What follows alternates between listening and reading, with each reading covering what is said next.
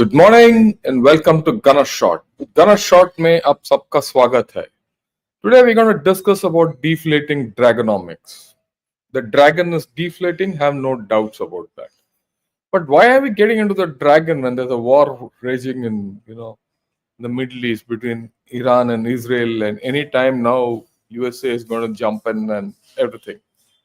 Well, the reason is simple. Like I told you yesterday, in my analysis, I felt there's a decision pause or a decision dilemma between Israel and USA, and things will unfold today.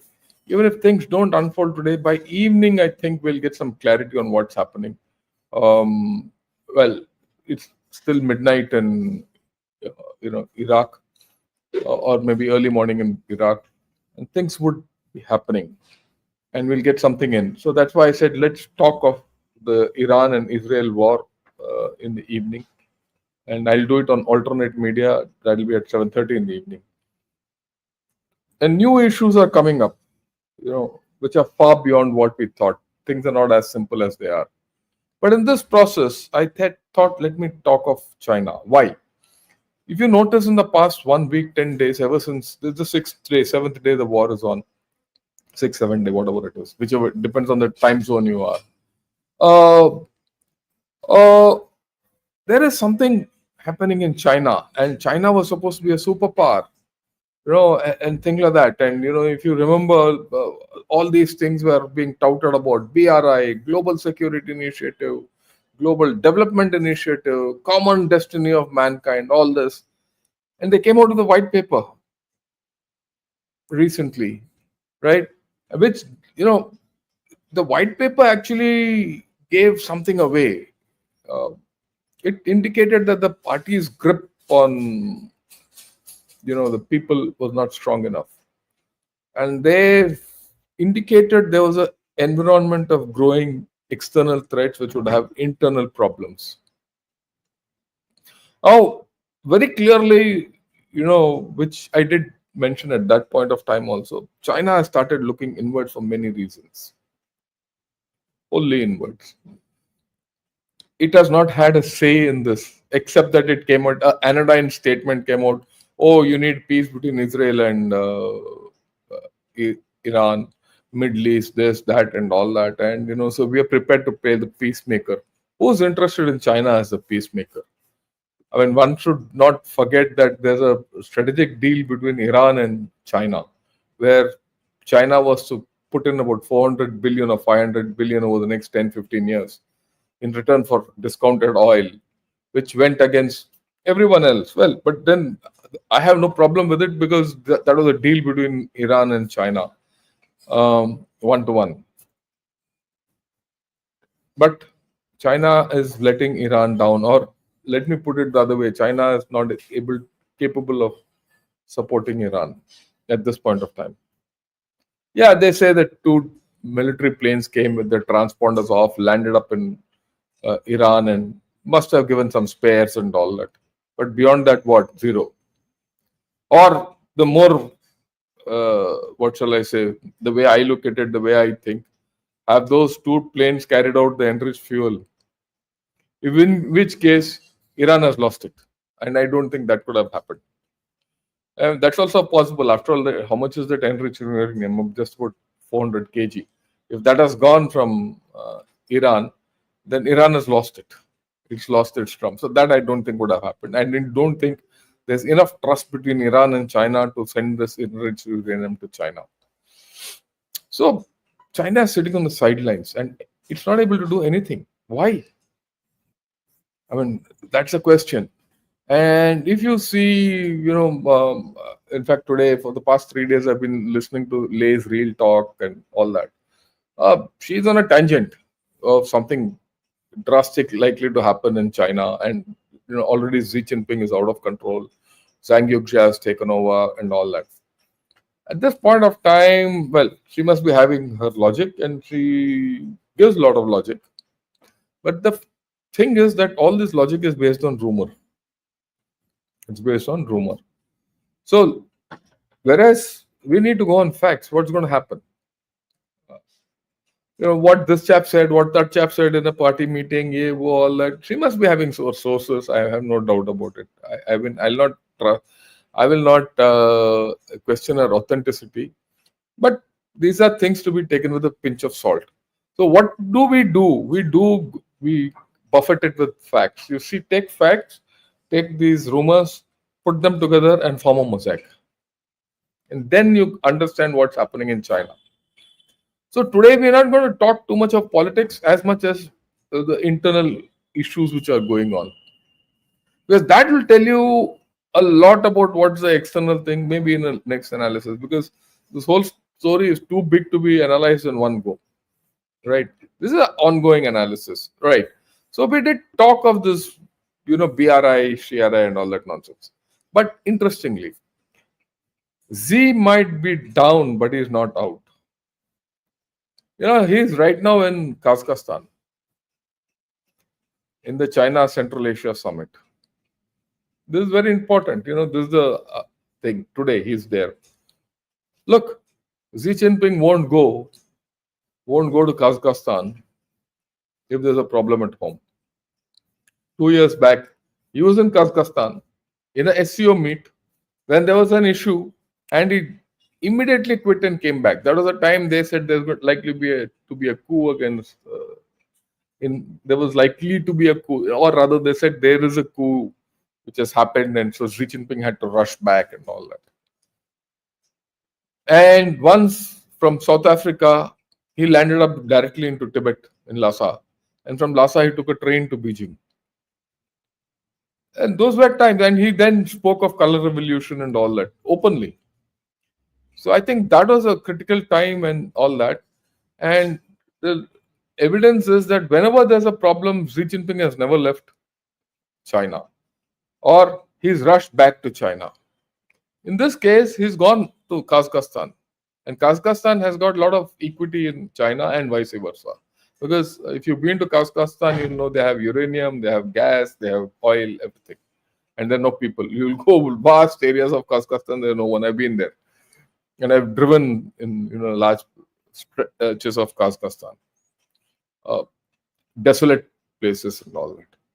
Oh, now there's all this talk about official successor and this and that and all that. Well, there's a struggle on, there's no doubt. Let's be clear. If Xi Jinping was not sure of the outcomes of whatever is happening in China, he wouldn't have gone out. That is something we should be very clear. Okay. There is a faction which is against him. There's no doubt. There is a huge challenge on him. He could have gone out if they have come to a common thing. Okay, this is what it is. This is what it is. This thing. But knowing Chinese history, I don't think it's so easy. I don't think of that at all. What we know is that he's not well, and eventually he'll get replaced. I don't see him going in beyond 2027. First, he has to survive till then. So there is everyone jockeying into place.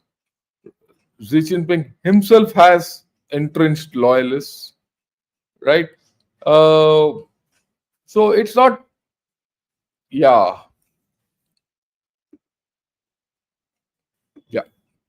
There's one chap who's trying to talk nonsense, so I've just banned him.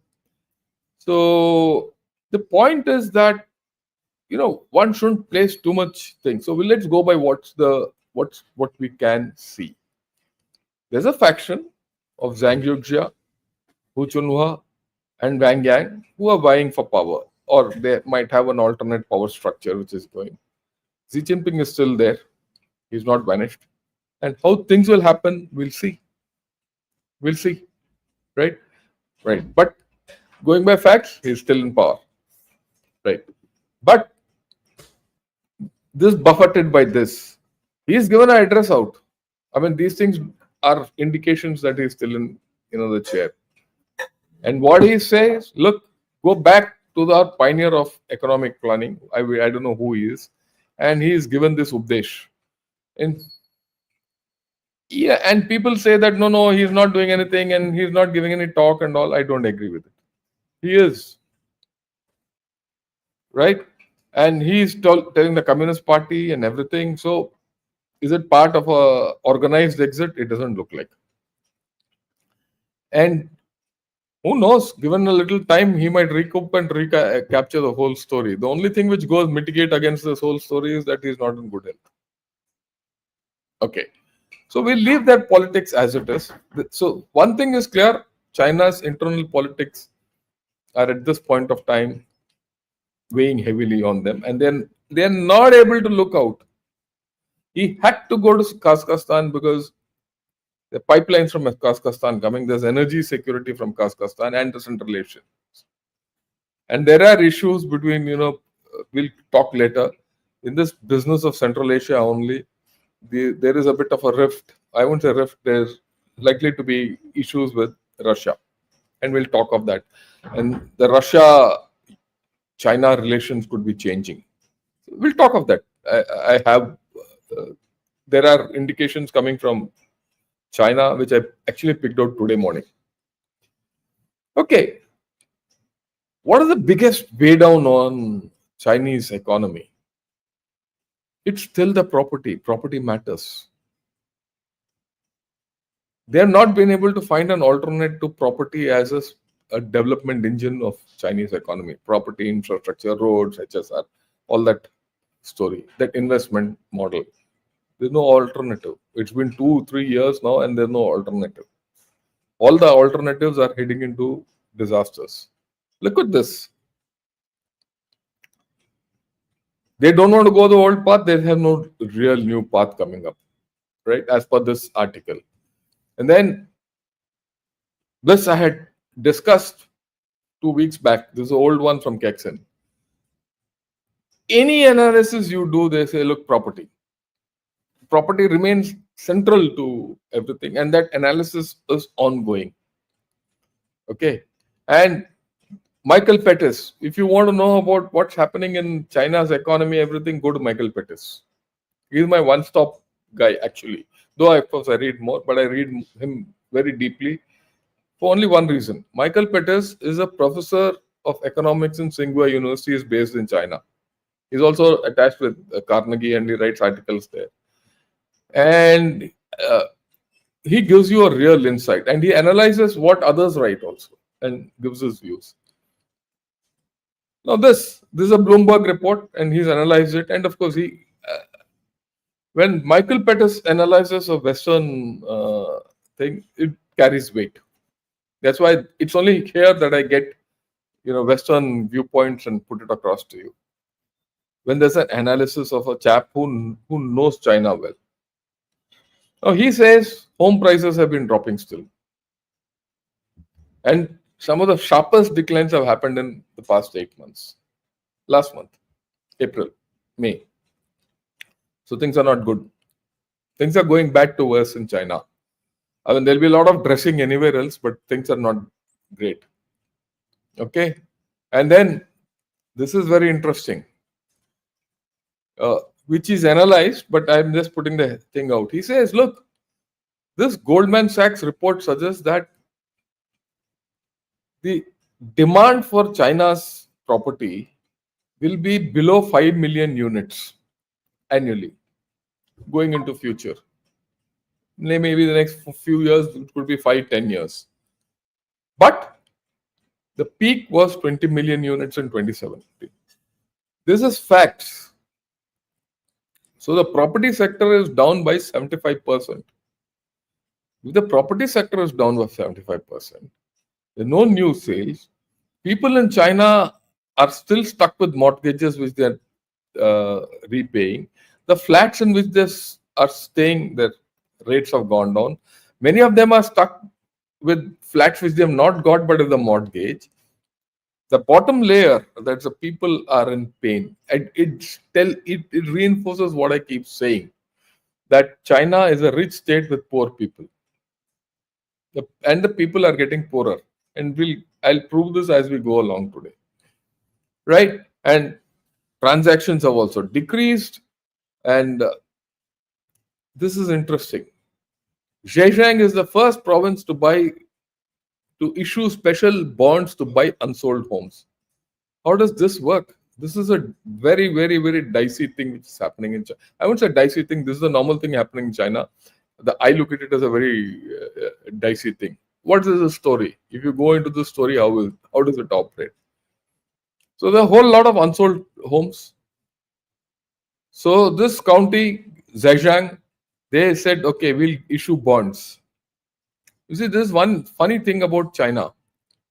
The local governments can issue bonds. In India, no local government can issue bonds of this nature without taking RBI clearance. But in China, it's rampant. Okay, they got a lot of flexibility. Earlier, it used to be called LGFVs, local government financial vehicles, special financial vehicles, and all that. But that stopped. Now they're issuing bonds. So how does this bonds work? So you issue out bonds, and those bonds are taken by people and institutions, right? It's like a Ponzi scheme, actually. It's actually a Ponzi scheme. So you get money out of those bonds, then you go back and buy those unsold homes. And when you buy the unsold homes, who gets the money? The property developers. And the property developers are hand in glove with these local governments. That's one circle which is completed. And they say that in these unsold homes, they'll put poorer people. Common prosperity is the thing. But who will repay this? There's no law. There's no indication as to how these governments will repay these, or when these bonds mature, how will they be redeemed? How will they repay the interest? Okay, who will buy it? So this Ponzi scheme is on. When this Ponzi scheme will burst, I don't know. Look, this Ponzi schemes of this kind are not peculiar to China. They happen everywhere. Okay, it's not new. But in China, it's taking new dimensions. So let's see where it goes. Okay. Now the car manufacturing has entered the slow lane officially. Okay, we've only spoken of it so far. No. Geely has stopped building new cars. They've just stopped. The factory has just stopped. Thank you. Okay. There's a new price wars. We knew it. It's there. And then, of course, Evergrande is in a liquidity crisis. Why am I talking of this? Property was an engine which drove China's economy. Now, when property sector collapsed and all that, Xi Jinping shifted, and Xi Jinping and Chinese economy, they shifted to exports, EVs, new productive thing, electronic vehicles, batteries, solar power, and all that nonsense. Now, all that is now hitting a roadblock. All that is hitting a roadblock. Either factories are closing down or the price wars are taking place, quality is down, everything. They are talking of Evergrande crisis. It's not me. This is a Chinese article which talks of Evergrande crisis. So that's Spain. So this has entered a slow lane. So if your property is not taking off, your exports are collapsing, and trade war is still on. The tariff war is still on. So where is China going? Naturally, it's a whole lot of economic weakness inside, and there's deflation. And there's deflation, whether you like it or not. And that's why I said deflating Dragonomics. So if there's deflation in your country, how can you go to and play a role in the world affairs?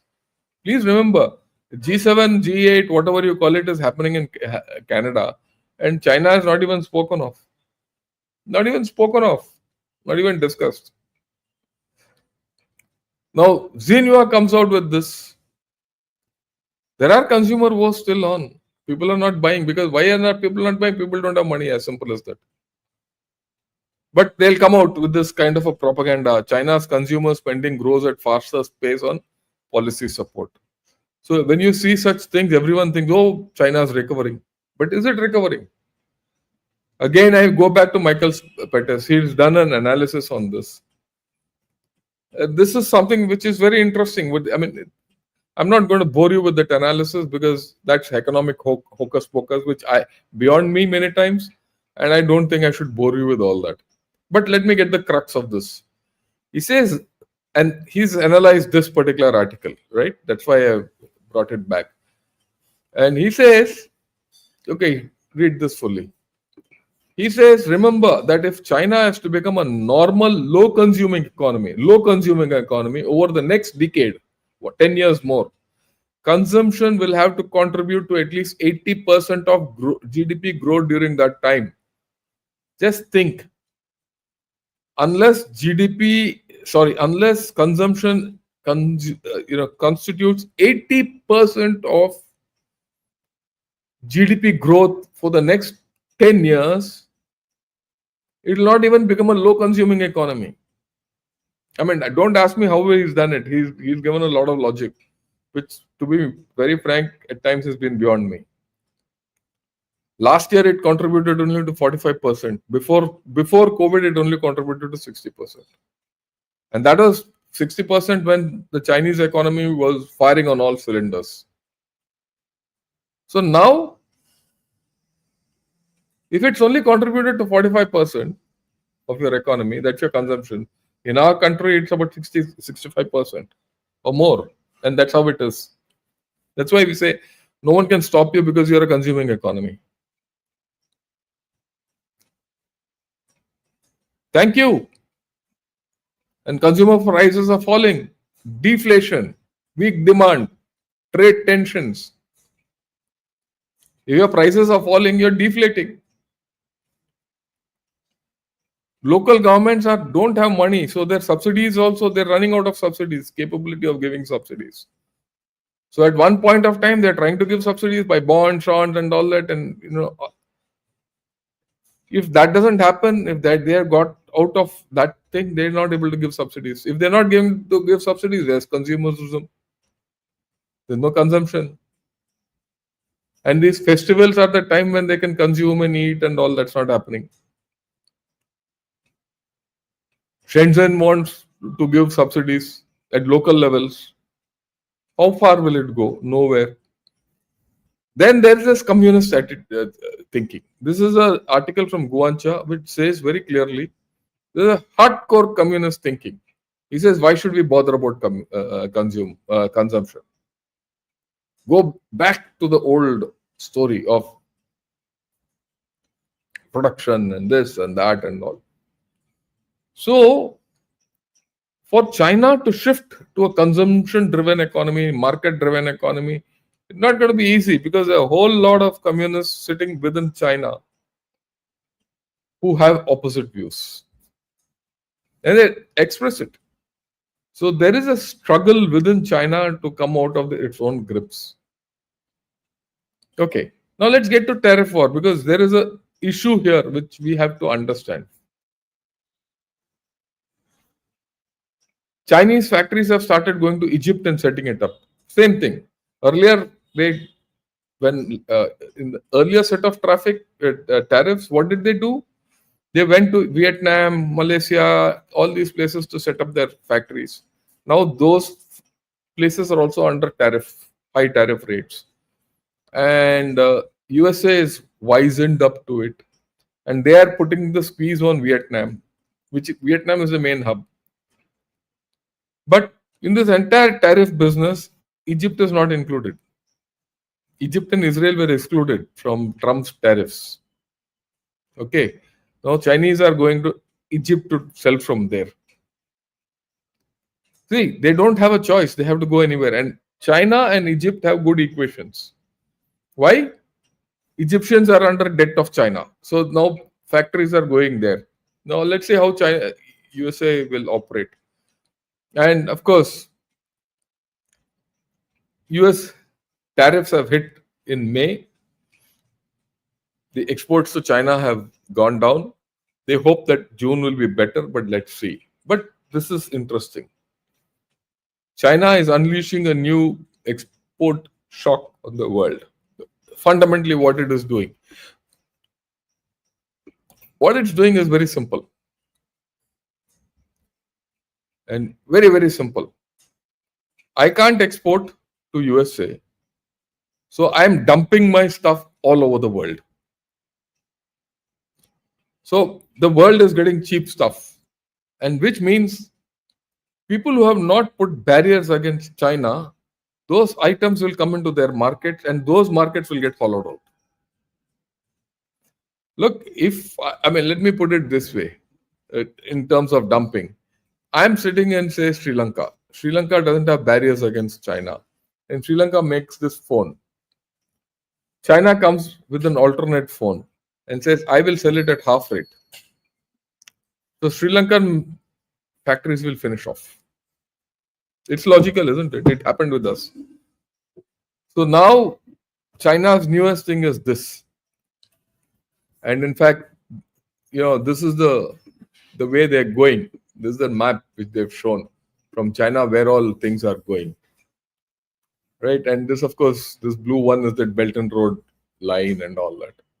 So all over, it's going to Europe, it's going to Africa, some part they're trying to dump in India also, and we have to be wise to it. And this is where India has to be smart. Other countries might or might not depend on China, it depends on them. But, it can't be that to support Chinese production, you buy and your own production and your own manufacturing collapses. That's the danger which is now coming up. Chinese also won't be too keen to resume all their export to China, USA, because now someone will come and do something else, and that production lines will get snapped. So that worry is there in China. When you read all these articles, you come to know. So, but this is important because we have to understand what China is up to. So, what does India do? India must block this. As simple as that.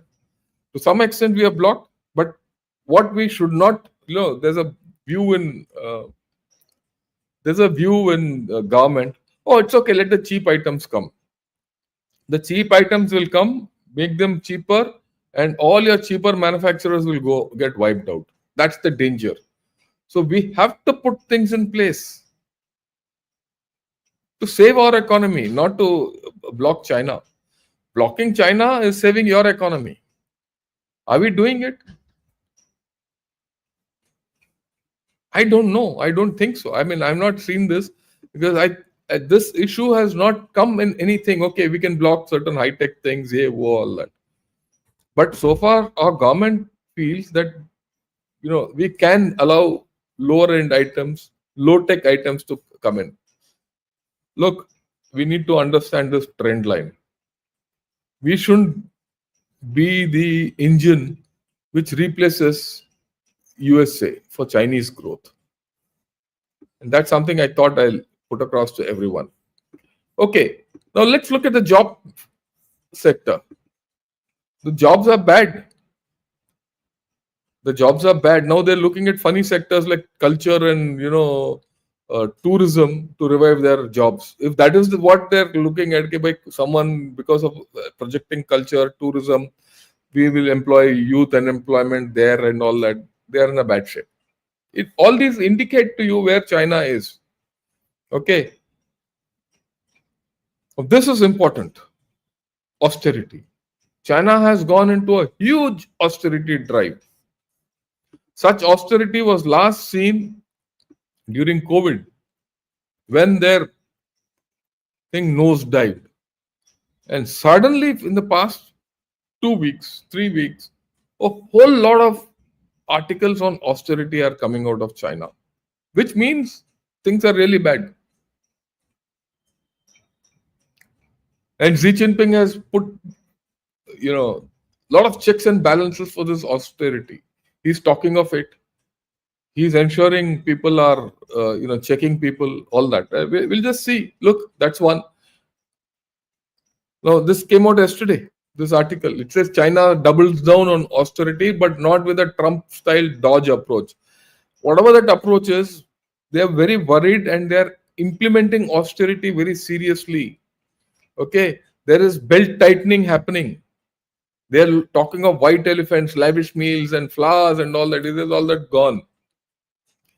Now, what will happen? If you don't have lavish meals, you don't have, flowers being given and, all those fancy expenditures which Chinese are fond of doing. look, it's going to hit their economy in some manner. Why are they doing it? Because their economy is bad. If they don't do it, all those businesses will go. So there's a multiplicative downward spiral going on in China. So we have to be very clear about what's happening in China. I mean, this whole story today is not to give you some breaking news. The whole idea is to tell you, look, what's happening in China. Keep a pulse on China's. I mean, keep your fingers on China's pulse. That's the whole idea. Okay. There's check going on to keep this austerity. Vigilance people are going. Internally, people are going inspecting whether firms and establishments and institutions are following this austerity drive. I mean, all this can only happen because there's no money. There's no money. As simple as that. Look at this. China's bankers ditch global hotel chains as travel budgets bite. So you can't go to a 5-star hotel. You can only go to a 4-star hotel, smaller hotels. That's the thing which is coming. 3 months back, I remember I read an article and I did discuss it in one of these episodes. The number of 5-star hotels in China have dropped. They have dropped by over 20% in the past 2 years.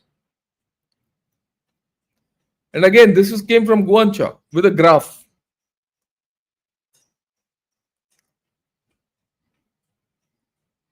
So if people stop going to 5-star hotels, then you can understand.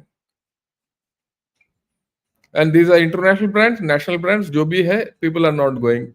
So austerity has implications, and it has always had implications in China. Then let's talk of demography. Reuters came out with an article on demography, and in this they've spoken of the divorce rates. Oh, Yu Fuxian, who's the demographer who's sitting in USA, he knows China's demography very well. He says China's divorce rate increased from 2% in 2020 to 6% in 2024. So look at it. We spoke of demography some time back. Their divorce rates are going up.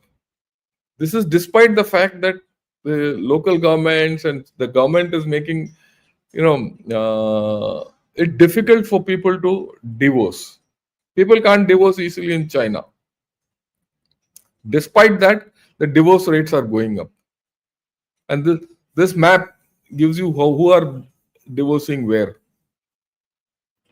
I mean, it's very funny. Here, if you see on the eastern coast, the divorce rates are less.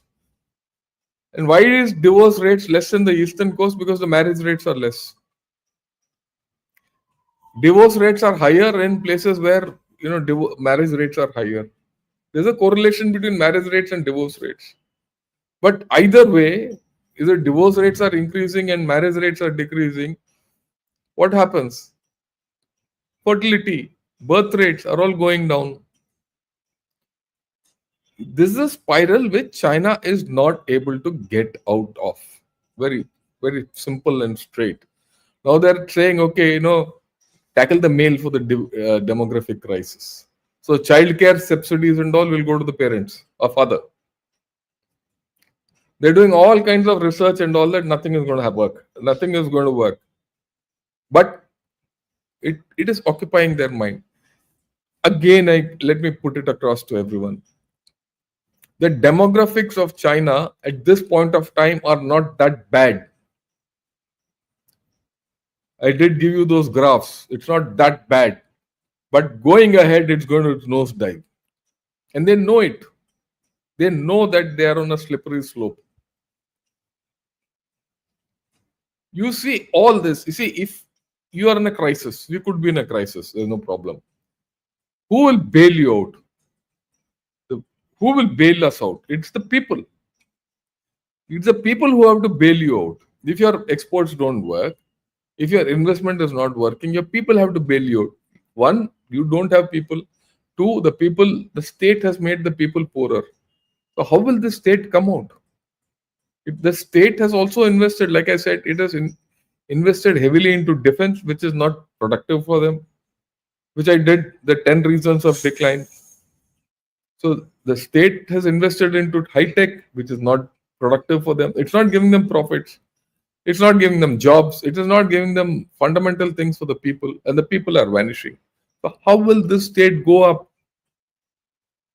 This is a question I'm going to keep posing, and this is something which we need to understand. How do you keep China down? Build a wall against it. And that wall is not in the northern borders. The wall is on your trade. You put trade barriers and grow your own industry, you'll see India racing ahead. Okay. This is from Guancha. It says nursing houses. This article is about nursing homes. He says nursing homes are not being well managed. The nursing homes and the health system in China are not catering for the aged. They're enough. Why? There's no subsidy. If the subsidy is not given to the nursing home, the old age care is not taking place. So many of these old age cares are ill-treating the elders. So there's a societal problem. See, all these are just the 2 years back, you didn't see such articles. Now they're appearing. You have to keep seeing China from Chinese views. Look, I don't, like I told you, I don't go by Western inputs. I go by Chinese inputs. What is there in their media? For example, today, our media, everyone talks of the, crash of 171 and Dreamliner, safety, EAO. That's the thing which is dominating our media, isn't it? They talk of Manipur, talk of those issues, you talk of your economy. That's what happens in all our media. And that's how when you read the entire media, you come to know what's happening. Same here. This kind of analysis tells you what's happening in China. So that you can you don't need great intelligence. In fact, in terms of intelligence, 80% of intelligence come from OSINT. And 80% of that comes from newspapers. That is why I focus on newspapers. Don't think, newspapers tell you the truth. After all, if you are sitting in a city, if you want to know what's happening in your city, where will you come to know? No one will tell you, isn't it? You read newspapers, you read social media, all that. Chinese social media, we can't see. Okay, what filters out of it is peripheral. So this is important to read their media. Okay. Everyone thought AI will be the panacea of all ills. What you look at this article, it is their analysis. What does it say? AI might be the answer to China's labor woes. Okay. If you don't have labor, AI, but could also fuel deflation. This analysis tells you exactly how AI is going to fuel deflation in China. You have to read it to believe it. Okay, you have to read it to believe it. Because profits are going to reduce. People are not going to be employed. So if people are not going to be employed, they don't have money. If people don't have money, they can't buy. If people can't buy, prices will reduce. Deflation will set in. So all their high-tech things are also going to add to deflation. If you see, that's the thing which you think, that is follows ahead in AI and everything will be nice and all. It doesn't happen that way. It just doesn't happen. Now, see the societal churn which is happening there. If you are a rich kid's son, banks are helping you go abroad, get internship and all that. But if you don't have adequate bank accounts and money in the bank, you're not being helped. And there is an internal pushback, societal issues. And in a closed door society like China, where nothing much comes out, these are the straws which you pick. 4 such straws and you come to know what is happening. Okay. This indicates, which I did speak 2 days back. This article is very interesting. What they have done is that they have started growing some wheat in desert areas. Okay, this they've successfully got something for about this experiment they've done over 40 hectares, small piece of land. What is 40 hectares or 400 hectares? Very small, right? But they've done this successfully, and they've said Xinjiang has turned salt desert into fertile farmland in food security push. Why? Food security in China is at risk, huge risk, which often doesn't get isn't understood by people. And tomorrow, look, link this to what's happening in the Middle East. If the Gulf of Hormuz is closed, or if tomorrow there's regime change in Iran and they don't get the cheap oil and China can't invest in Iran, what happens to their energy security? What happens to many things? And they're sidelined. And US is very clear that they're not going to allow China to get ahead. So they're going to twist their tail. And in that part of the thing, if say they threaten Malacca, then their food security is at stake. As it is, there's expanding desertification in China. The arable land in China is going down. 2 years back, they started a program where they had to reclaim arable land, where old buildings and all were there. They threw them out, and they started reclaiming it. That was a fiasco. That's a different story. Where not everything which happens in China is well thought of and everything. There are a lot of fiascos. And China historically is worried about famines. If there's one thing which China is always, the Chinese people are worried is about going hungry. And this you find, because they have gone through phenomenal famines in the last century. And that is why I've always said that every 5-6 months, Xi Jinping has gone to some place where, farmland, and it talks of having your own iron bowl in your hand. This is something which is, we underestimate. The tendency for most of us is to look at, solar and EV and what's happening outside, Sinocentric world order and all. The Sinocentric world order internally in China is weak. These actually confirm all your things. And today there is a clear race to supplant China as the prime supplier of rare earths. Earlier, people were talking of 10 years. Within 10 years, Chinese share will come down. As per this analysis, it's likely to come down in 1 year. So China is suddenly realizing that, look, my grip on rare earths, magnets and all that might not last more than 1 year, 2 years. Thank you. I mean, like I always say, rare earths are not rare. They are available. It's only that they are not available in adequate concentration all over the earth. In fact, the amount of rare earths which are lying all over the world is more than the deposits of tin and copper in the world. They're not available in adequate concentrated capacities, but there are places where they are available in mineable quantities. But mining them is huge environmental issues. China has used that gap that others don't want to mine, so we'll do it. So they have started, but others are now catching up. Others are breaking contracts to say we will not give to China. In fact, India itself has stopped export of rare earths to anyone. We were giving it to Japan. We said, no, hereafter you come and invest here, have that rare earth factory here, and we have equity in that rare earth. So that rare earth metal is with us, and so that we have rights over that product and not others. Get technology, trade technology for raw material. It's a tactic which is working. It will work. And as far as own this thing, this was called IREL, Indian Rare Earths Limited, which is based in Trivandrum. I've done a show on that. I'll repeat it because certain new things have come up in this whole game, which I think gives us a lot of hope. But we have to put in a lot of effort. But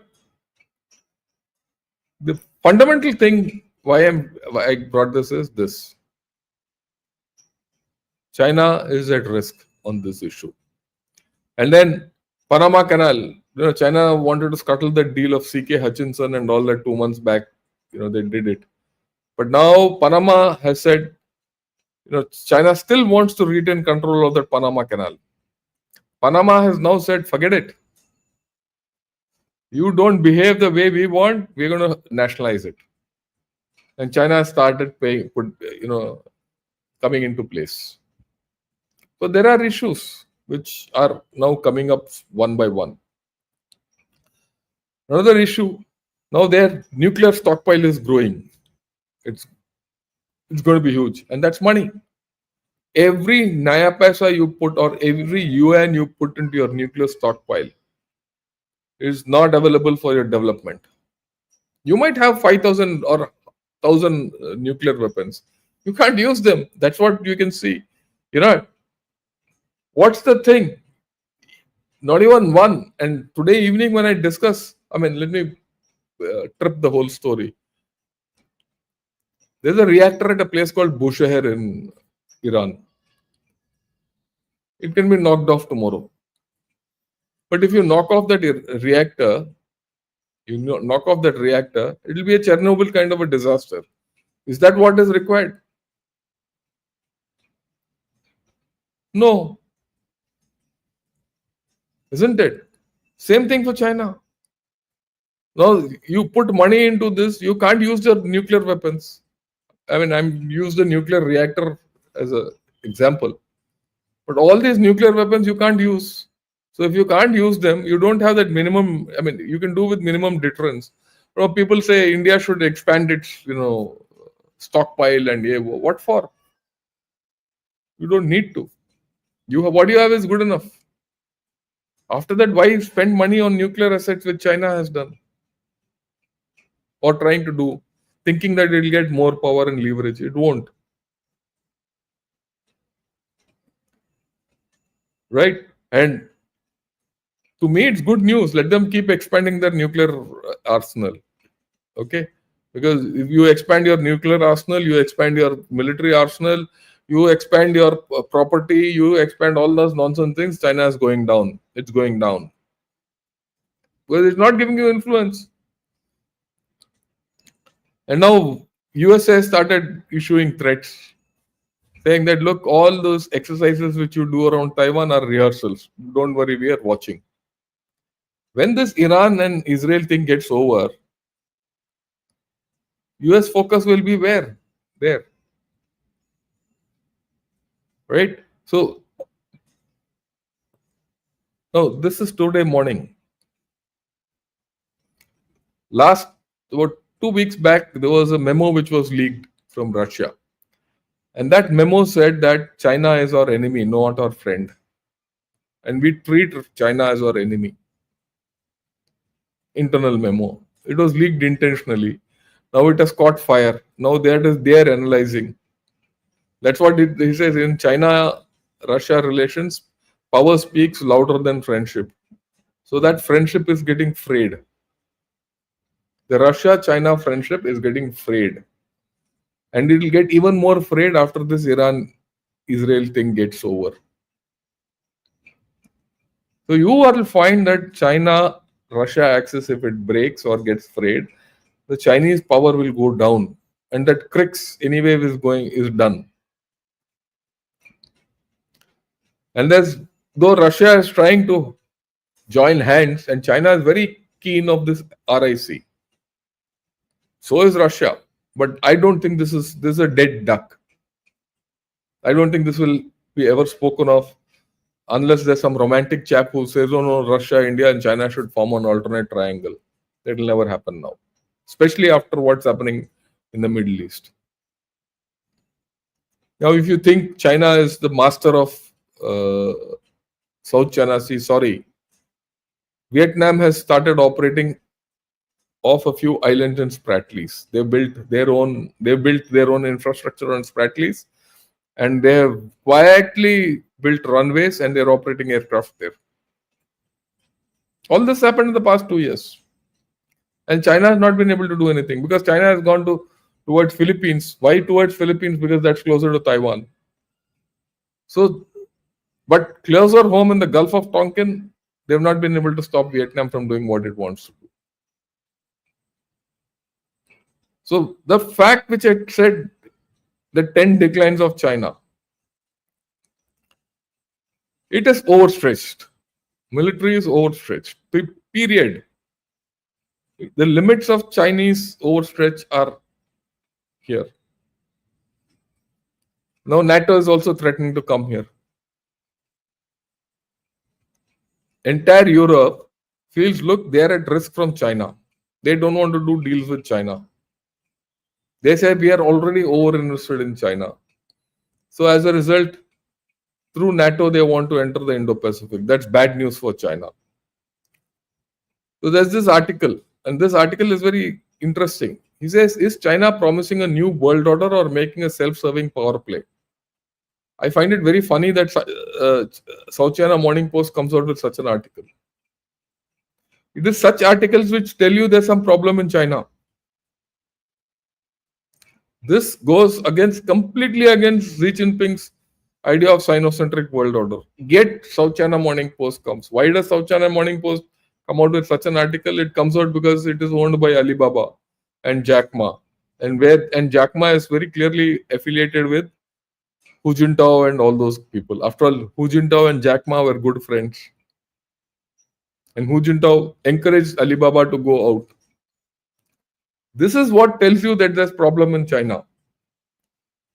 I mean, I go by facts. And my discussion, my analysis is fact-based. So when Lee's Real Talk or whoever gives you all those, they might be right. I mean, for me, that's only an input. So at the end of the day, what do I infer? What is happening in China? That's what I'll get back to that.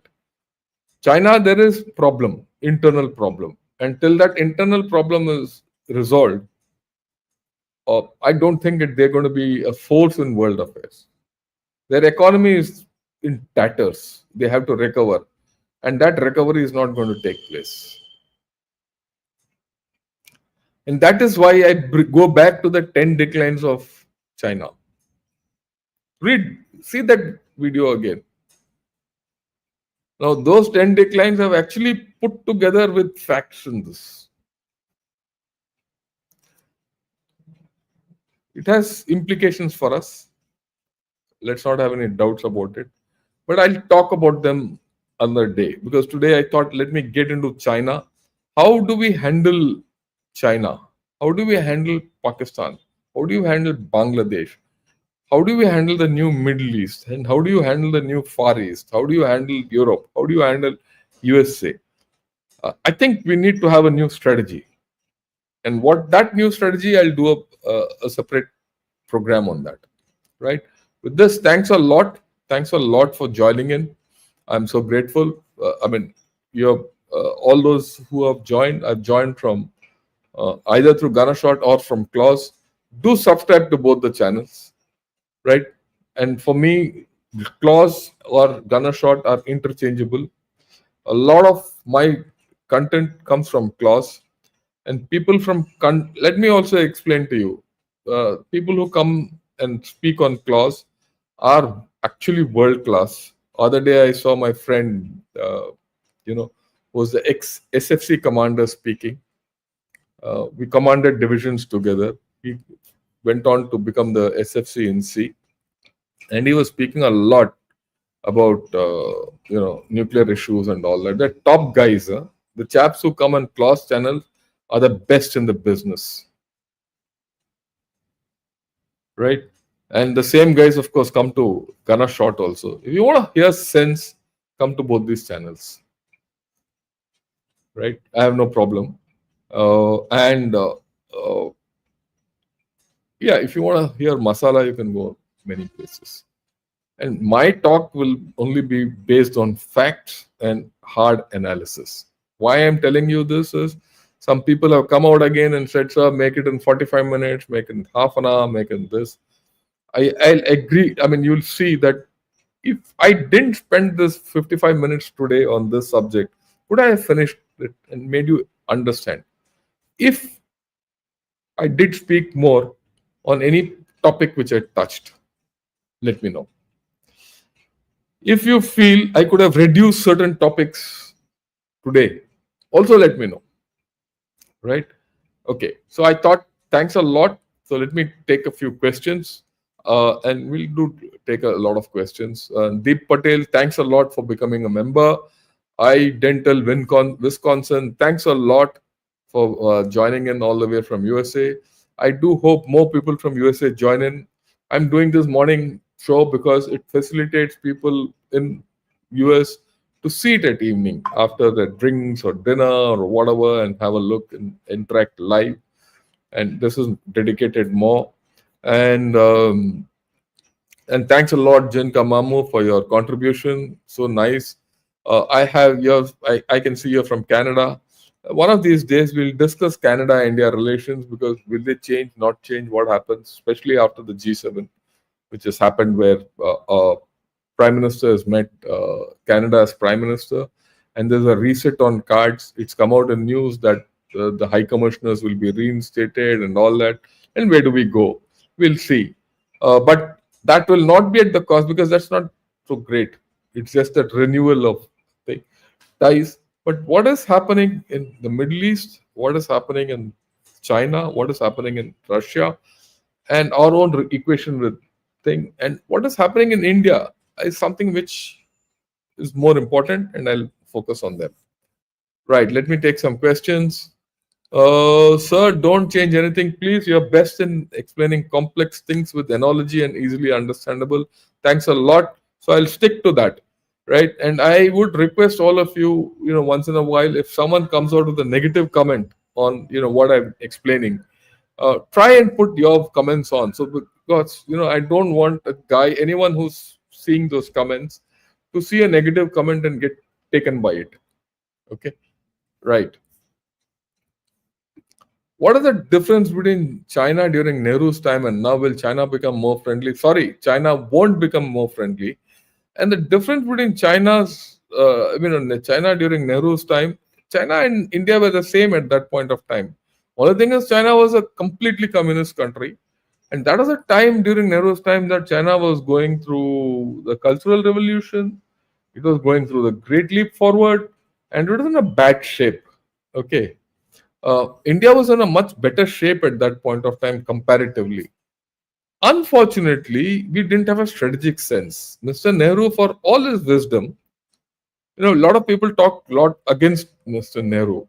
I'm not for that because Mr. Nehru contributed a lot to building India, right? And you have to listen to what Pakistanis talk of Nehru to understand what Nehru did to India. Pakistanis say, I mean, look, I must put it across, and we should take a balanced view. Pakistanis say, why has India progressed? India has progressed because it has got its IITs, IIMs, and technology, and all that. And it went in for great technology for farms and Bakranangal, water, security, all that. Yes, Nehru did all that. And what did we do? We did nothing. See where we are and see where India has progressed. And they say, a lot of people today in India are having revisionist thoughts about Nehru. We recognize what Nehru did. Okay, so we have to have some sense when we talk ill of Mr. Nehru. But at the same time, he did a strategic blunder. It was a strategic blunder to handle China the way it was. And I suppose that was the call of the time where our politicians didn't have a worldview, where we ourselves didn't have a worldview. We didn't think our military didn't have a worldview because it was converting from a British military to an Indian military. A lot of things are there, and he was virtually a colossus who strode, alone. Who no one had the guts to probably speak against him. The person who had the guts to speak against him, Bose, was by then, no more. So it's a matter of those times. So I don't believe in vilifying him, but I I think we lost an opportunity there. Okay. Yeah. Nehru made first two strategic blunders. He pushed us into socialism, kept our growth minimum until the 1991 for reforms, and second was China. Let me also clarify this. China is a blunder. As far as socialism is concerned, sorry, he might have been a little more socialistic than required. I agree with you. But the nature of India is that we need socialism. Understand this. BJP is a right wing party. Before it came to power, it said we will apply right wing principles and progress India. But is today BJP, which is in power, is it a right wing system? It is completely left wing. If you people have not understood, it might be just left of center, but it is a left wing approach. It's a socialist approach. When Mr. Modi gives out 2 cylinders to each house, he brings toilets. He is doing. It's not a capitalistic approach. The capitalists never gave toilets in America. They never gave subsidies. When the Great Depression happened, people had to sell their land, and go, and then people committed suicide by the millions. They didn't bother. You can't do that in India. Our government is still socialist by nature. India is socialist by nature because our people are socialist by nature. We are not rich. And the diversity of India doesn't allow you to be capitalistic. Please remember. So we need to have balance. Mr. Nehru was okay on many counts. He was not okay on many counts. Balance.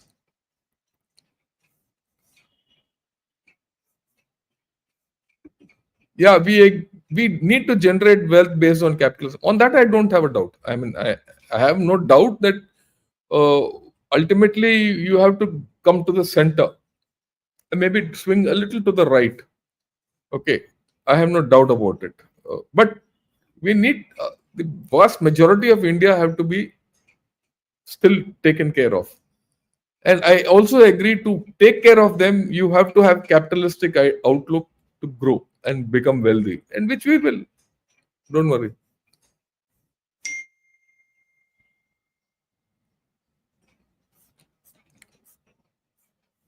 Yeah, thanks for making these. Your storytelling way makes learning. Yeah, thanks a lot. Manufacturing has percentage of GDP has been steadily dropping over the past 10 years. But please remember, AM Kamath, that manufacturing as a percentage of GDP has been decreasing. I agree with you. But the GDP has been growing very fast. Your manufacturing has not caught up. That's about all. It will catch up. Don't be in a hurry. Our rise will be slow. And I want our rise to be slow. What goes up slowly will not come down. What has gone up fast, like in China, will come down as fast. That's the thing. Newton's law.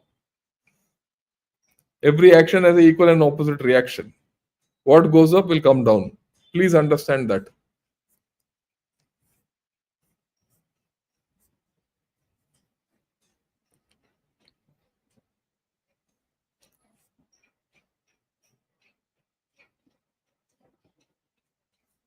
Yeah, China spent over 20 billion on advanced chip manufacturing. Huawei, it was a failure. High-speed rail is a failure. You'll see that over a period of time, we will start analyzing failures of China.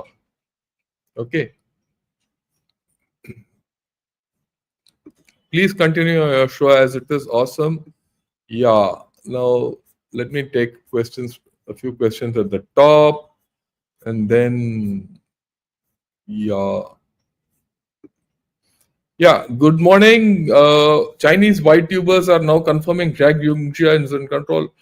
I don't think we should. He might be in control. Told you, there's a power struggle, but don't go 100% by what they say. They are also sensationalizing a lot of things. Sensational news sells. I don't sensationalize. That's why I don't have great following. I mean, it'll build up slowly. It'll build up. I don't want to be the Chinese type. Go up fast and come down fast. You see, a lot of these Chinese-based YouTubers understand they want to. This is part of their info war. A lot of them are based in USA, and a lot of them go by what USA wants them to do. And understand that it's the Hindi में बोलेंगे तो जिस नजरिया से वो कर रहे हैं वो उनके लिए ठीक है. हम जो कर रहे हैं हमारे नजरिए से कर रहे हैं. They don't have to sit. They don't have a 3,200 kilometer border with China. We have. So our analysis has to be more solid on facts. Colonial era is over, done and dusted. Erstwhile colonialists haven't evolved to the present, and their mindset exhibits a lack of understanding of the present geopolitics. Your view, I completely agree with you, and I'm going to do a show on this. Because that's the problem we're going to have with Europe and America as we go along. Right. Yeah. Hans says we are in Southeast Asia. That's fine. Great. First time I heard the meth dealer. Yeah. Right. I noticed that our defense and government is extremely patient and very slow to respond. It's working brilliantly. It's just my perception, or is that why Bharat is called an elephant? We work slow and steady. I'll give you a very solid example. People say our defense systems are lengthy procedures, our trials are interminable, all that. But they are absolutely sure whatever enters the Indian army performs in battle. It's been vindicated now in Op Sindoor. Or the stress of battle they've withstood. And we have integrated them. You see, whenever we buy equipment, we ensure that it gets integrated into our system. Unlike China or Pakistan and all, they have not integrated their systems into their thing. As a result, Pakistan, you saw, couldn't work. They didn't integrate. I know, I have done procurement. I've dealt with foreign governments. One of the things we've always said, look, how does it integrate into our equipment? There are a lot of problems for them to give source codes, this, that, and all that. But we are very clear, if the chap doesn't give me source codes, to hell with you. Okay, we do our homework. And that is why today we are growing. Please understand. It is not me. Anyone who comes on this channel has done all this nonsense. We have badgered people. We have gone across. We have performed in UN missions. We have gone and performed in disasters. All that and all that. Yeah. How is China importing crude oil from Iran despite American sanction and we can't? We can't because we have issues. China doesn't bother. Iran doesn't bother. It's a two-way trade and it's dark trade.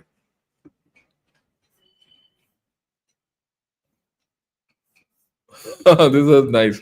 I have become friends with Joy Bangla and CCP bots after fighting with them for so long. Yeah, they are hilarious. I agree with you. They give humor to the whole proceedings.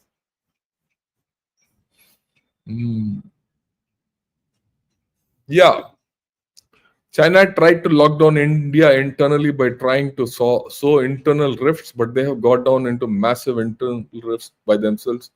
What people don't understand is the power of democracy. The power of democracy overcomes rifts. That's the thing. Yeah.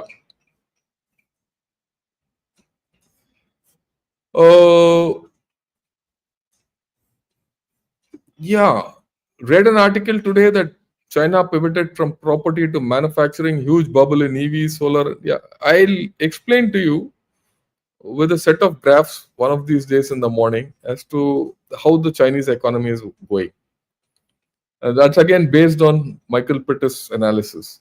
So I'll have to do it again to right maybe next week or 10 days later. I feel bad for Iran though. Look, the battle is not done. Be patient. Okay, let's see how Iran comes. Things are not going to be easy. Yeah, but the problem is Iran is going to go through the next 5-10 years. It's going to be problematic. I pity them. Okay, my heart goes out to them in some manner. Why? I'm not for Iran. I'm not for Israel. Like I said, both are equal for us.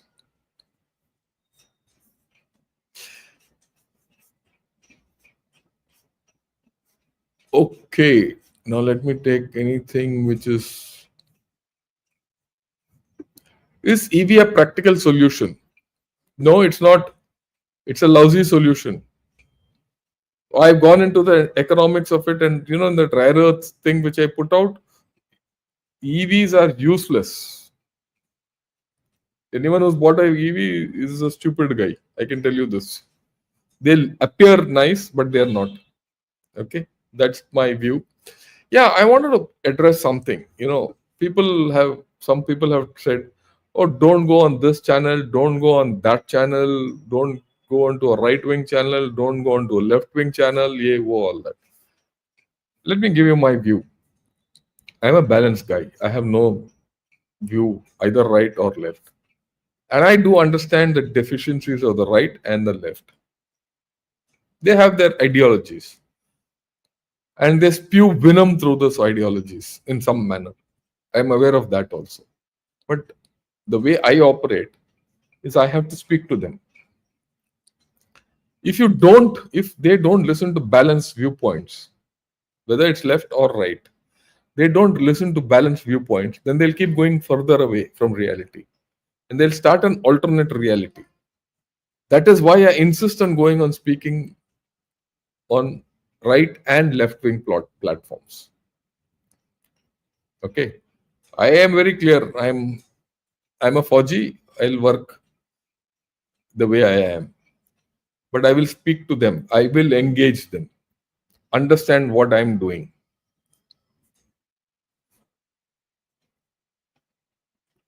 Yeah. Yeah, please like this video, share it with your SM circle, and subscribe to the channel. If you're not already done so, it boosts our effort to give you quality contents like this. Thank you. Yeah, thanks a lot, Shiva Prakasam. For EV, we need a lot of charging center. Do we have that? No, we don't have that. Many times I drive from here to Bangalore. I see 2-3 have come up in between, like petrol pumps.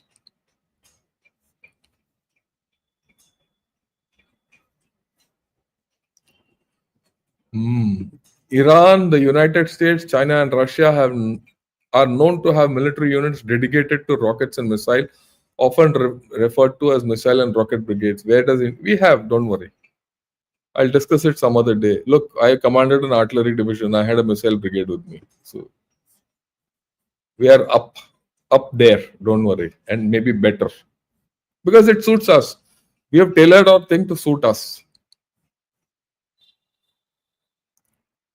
You're looking at a guy who's has commanded an artillery brigade, okay? Artillery division, not a brigade, artillery division. And I had a Pinaka regiment with me, I had a Grad regiment with me with extended range, I had a BrahMos regiment with me, I had a Smerch regiment with me, I had UAVs, everything works.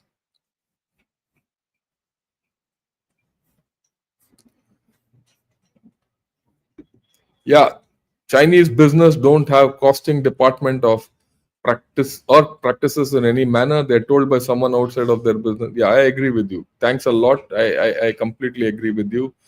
We need market share based tariff barriers, 0% tariff at 1 to 5 market share and 250 for anything 10%. Yeah, I agree with you. I go with you. I'm sure someone will see this and they'll take it up. Right. Then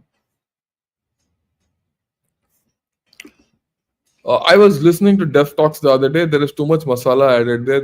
Though some of the content is decent. Look, let me tell you, any other channel, it's not only Def Talks, any other channel, they will build on what 2-3 basic things they know and put masala in it. I mean, that's how they sell, and masala sells. Let's be very frank. What I do for many people, it's boring. Okay, I also agree with it. I will be boring because I don't have masala, but I'll give you content. So if you want real good content, come to me and continue with me. I'm grateful to all of you who say that just continue with what you're doing. Signs of recession: economy is resetting and adjusting, income fall, debt goes up due to interest plus schedule of payments, assets, liquid cash, debt increments. Yeah, that's it. That's what's happening in China. Okay, let me see. I hope I've covered most. Yeah, Jai Bharat. Right. Um, Red cracks. Thanks for the detailed info on China and Chinese propaganda. I thank China for giving India a chance to learn from their fall. What are the learnings for India in years to come? We shouldn't be another China. And we won't be another China because our democracy won't allow it. Don't worry. No government can impose issues or policies on state governments and people the way the Chinese government has done. And many times, when the government has imposed policies on the state governments and on the people, it has backfired on them. Okay, we have our ways, don't worry.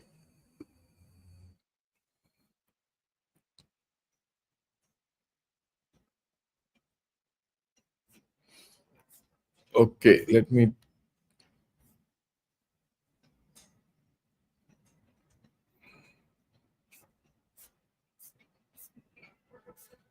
Yeah, last question. Thanks a lot, Harsha, for your contribution. Honored and grateful to you. Yeah, in general, Chinese product quality sucks, including EVs. Chinese products are cheap because of slavery, but the quality is poor. Yeah, the quality is poor. It got proven in Apsundur. So if you buy Chinese equipment, you're off the radar. Yeah, fine. I thought uh, that's it for the present. We'll come back in the evening and I'll discuss Iran-Israel war, the way it's going, and if there are any developments. Even if there are no developments, think because there are certain issues which are coming up, as we go along. And you see, can Israel sustain itself? Does it have the legs to sustain itself? There's a limit to logistics. Can Iran do it? Can Iran take more punishment? All these. We'll discuss it in the evening. Join in. It'll be in Hindi, 7:30, but it's okay. We'll take it on. Right? Thank you. Have a great day. And thanks for joining in. Jai Hind till the evening.